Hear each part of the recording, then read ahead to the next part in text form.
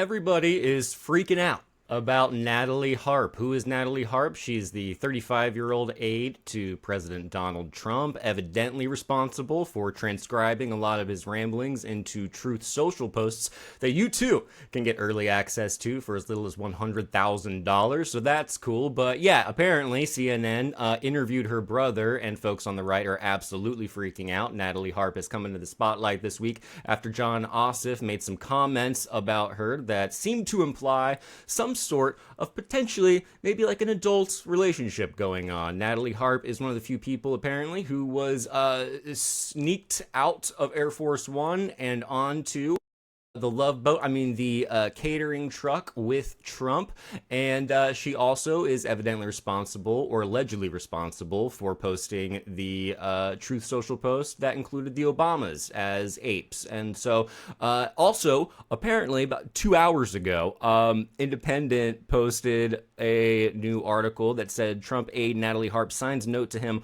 with all my heart and gushes that she forgets to eat and sleep. She says things like, he's sorry if I was an embarrassment walking across the course in Scotland. I want things to always be right between us. I also know I've been distracted all week, forgetting to eat throughout the days and even forgetting to sleep and only catching a couple hours at a time. She signs the letter with all my heart. Natalie, no one knows when this was written. Also, on a different previously reported note, she wrote to Donald Trump, "You are all that matters to me." Isn't that cute? So before we get into this interview with Natalie Harp's brother that the right is absolutely freaking out about, I thought, well, we should read some of the tweets as sort of like a piece of performance art, kind of get an idea of what to expect in this interview and see if it aligns with what they're complaining about. And to be very clear, this is the most important story going on right now, okay? Yes, people on the right will say, hey, this is really bottom of the barrel, immature stuff, and I agree. But it's important because not every story can be about how we're like careening toward economic and ecological collapse, or how our sailors are suffering overseas and being served rotten food, and they're super low on morale and have no idea when they're going to see their families again. It's also important to enjoy this like Hollywood gossip adjacent bullcrap. And yes, is that shallow? Absolutely. Is there much value in this? I don't know. But I will say the more I've looked into this, it does seem like whatever the there is, I think there's at least a there. So let's go through some of these tweets.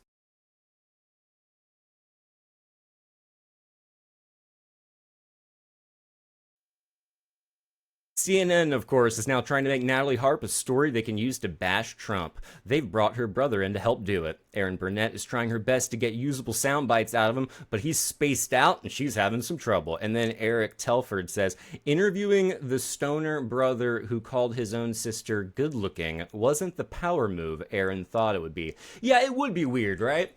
To make some sort of strange comment about how attractive one of your immediate family members is. Do you think, what do you think goes through your mind when you're tweeting that out? Do you think there's a little voice in your head that says, hey, maybe don't say that because your boy kind of has done that in the past? Or maybe it's just pure rage bait. Well, whatever, let's keep going. So then there's a hilarious gif. Great choice. Okay, this is my favorite one. Town Hall. Disgusting. CNN's Erin Burnett brought on Natalie Harp's estranged brother and asked what he'd tell her if she was listening right now. I hope that you can change and that you wake up and you realize that everybody on this earth is part of a human family. No country is better than any other country, he goes on to say, and the history of the United States is, unfortunately, really sad. Wow, that is a disgusting sentiment. Can you even imagine saying something like that? Sorry for all the ads. Robbie Soav, whatever, says, why do this interview? Great. Eric Trump, what absolute trash. Natalie is an incredible young woman, a cancer survivor, a genuinely good person, and arguably one of the hardest working people in the White House. She's deeply committed to my father, to her job, and to this country. From the looks of it, she got all the family genetics. Wow, cool. And this just keeps going, doesn't it? I only know it's been reported over several years about this Natalie Harp chick, and she seems to be a totally maladjusted crazy person. That said, this is CNN programming, so needlessly ridiculous and nasty. Not only are these people every bit as classless as Trump is, what else did he say here? I have it open on another tab. But they revel in the nastiness too. Yeah, unlike Trump, who is very ashamed of his nastiness. You know what's healthy? Going on TV to bash your own sister because you hate your boss? They are quite upset about this. Stephen L. Miller, so this is CNN now. Andrew Colvett. Aaron Burnett doesn't get nearly enough credit for being an absolute dumpster diving hack. Yeah, well, you know what? Give me a snorkel and give me a lift because I'm diving into this dumpster, y'all. Laura Loomer. According to the media, being loyal to your boss is a, quote, unhealthy obsession. Everyone should wish they had an executive assistant as dedicated as Natalie Harp. Natalie is great. These stories will only make POTUS like her more. The media is beyond desperate.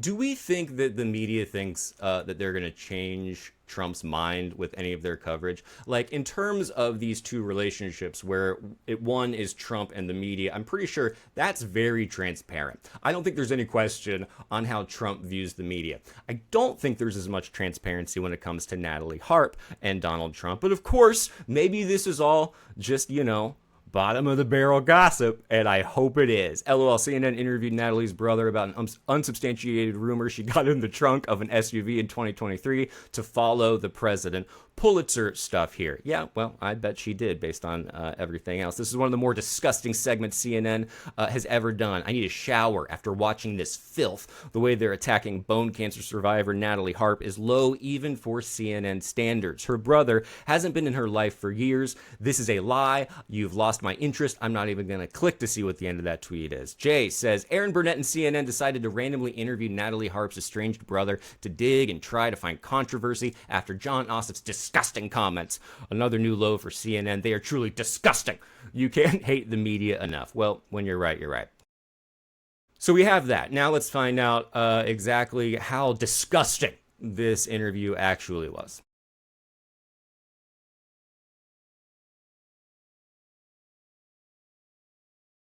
This was never something I liked. Business was my background, real estate, MBA. I was very much not interested in politics in California. I feel like you get the same kind of sort of politicians. But when I was sick, I started watching the Republican debates. He was my first exposure to politics, and I loved it. Like, this guy, he gets it. So she says... Okay, we're going to keep going. Sorry for interrupting, but Donald Trump was your first exposure to politics? Am I understanding that right? And her conclusion was, this guy gets it? That's how I am with every subject that I've never heard of before. The first person that talks about it. He was her first exposure to politics, right? You guys grew up in the same home, the same family, so you understand where she's coming from in a way that no one else does. Yeah. I mean, what do you think drew her to him? Not her. Yeah. Well, my mom raised us with the idea that American exceptionalism was the correct way of looking at things. That the United States is the boss of the world, that slavery was back then, that was normal. People weren't bad because they had slaves. And honestly, and it's like Trump wants to take all those books out of schools. He wants to rewrite history. And so I think that my sister, unfortunately, didn't break out of that delusion that my mom raised us with. And Trump is like everything that my mom taught us to respect. So I think that's where her infatuation for Trump comes from, honestly, because I don't think it's a physical attraction. Let's get real, personally, I don't think so. So when you use the word infatuation, I understand your point about the nature of it. I mean, she obviously is his assistant. They call her the human printer, right? She prints everything. She takes his social media dictation. She accompanies him on almost every trip, including when he goes to Mar-a-Lago or his golf club in New Jersey on the weekends. And she was, of course, Preston, as we're all now aware, one of the very few people who did not include the Secretary of State or Treasury that Trump took off Air Force One via that catering truck. Yeah. Yeah, I mean, that, if you're really friends and loyal to your team, why would you just go peace out and take another airplane when you think the other airplane's going to get shot down? Unless they didn't. What do you think it is about her? I mean, what do you make of how much the president relies on her? We've learned a lot, from Maggie Haberman and Jonathan Swan's new book, we've learned, right, about his incredible reliance on her at all hours of the day to post social media posts, just as one example. Yeah. I think that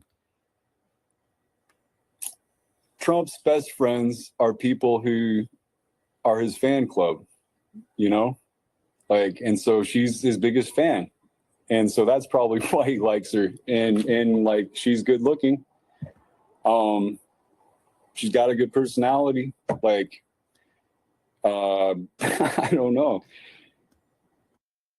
Okay, just real quick. I mean, my understanding here is the context is why the connection, not just like from her to Trump, but also from Trump to her. And it seems like he's just sort of putting himself in Trump's perspective or position and going, look, she's good looking and she has a good personality. I think that's a little different than, oh gosh, my sister is toast hot. I want to ask, or for that matter, what Trump said He about pressed him. I mean, something that just- she thinks yeah. that he thinks that he saved her life. So like, Yeah. somebody living with that kind of gratitude, that must feel pretty good. Okay, little awkward at the end. Also, look, that's a Preston.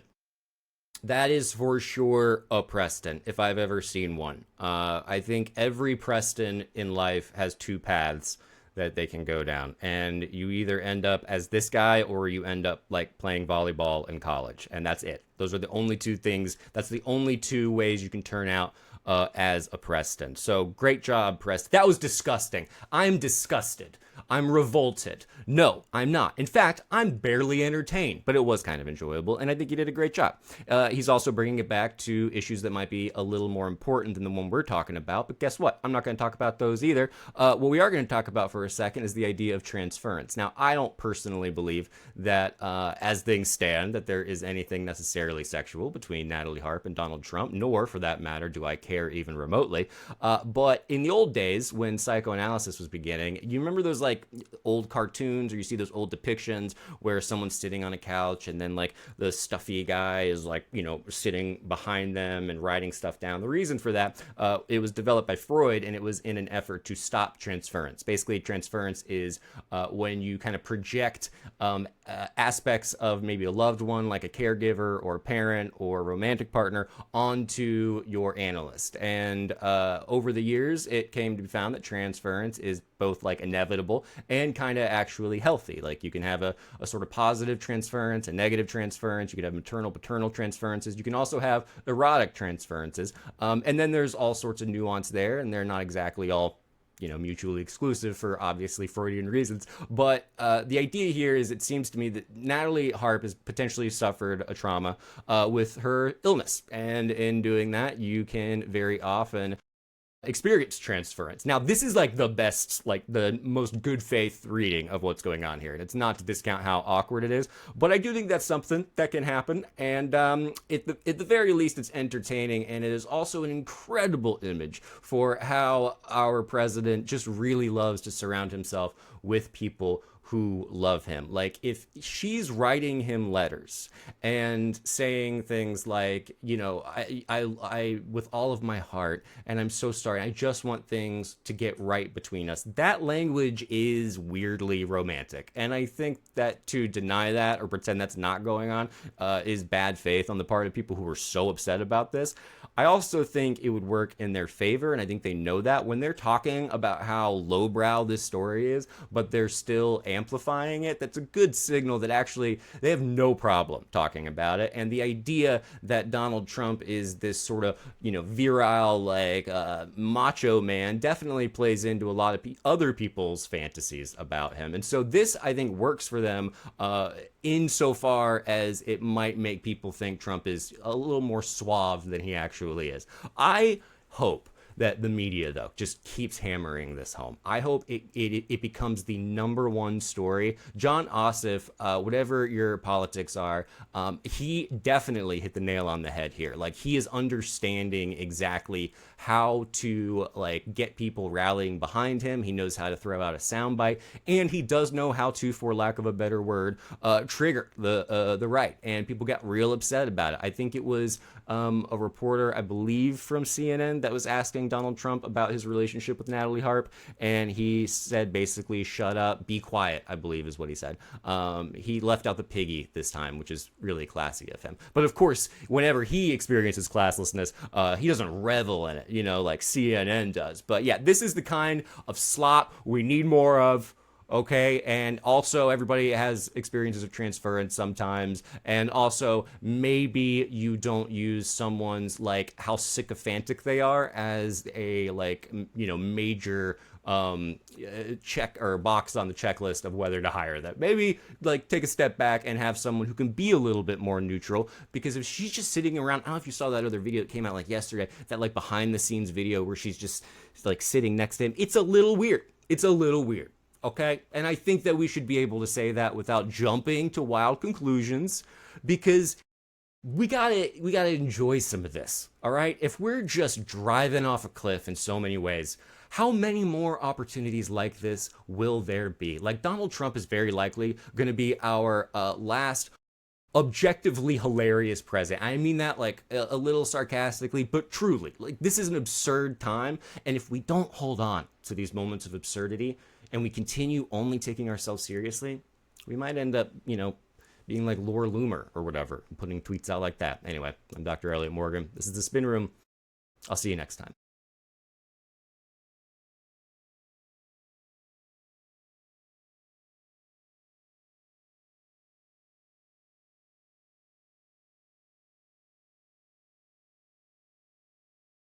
I was trying to find another insane tweet. This might be the most pathetic thing CNN has ever done, and that's a high bar to clear. Nailed it, Doug Powers. All right, bye, y'all.